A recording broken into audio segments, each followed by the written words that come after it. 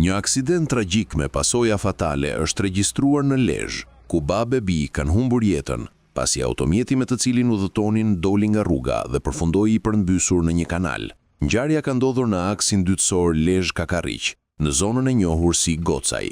Viktimat janë identifikuar si doktor Anton Keçi, 52 vjeç, shef i shëndetësisë në burgun e Lezhës, dhe vajza e tij 20 vjeçare, Bora Keçi, studente në vitin e dytë në Fakultetin e Mjekësisë. Sipas informacioneve paraprake, dyshohet se aksidenti ka ndodhur gjatë orëve të pasdites, por u zbulua vetëm në mbrëmje.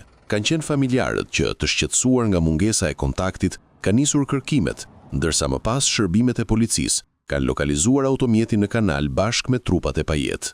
Vështirësia për gjetjen e tyre ka qenë e madhe, pasi zona ku ndodhej mjeti ishte e vështirë për t'u dalluar.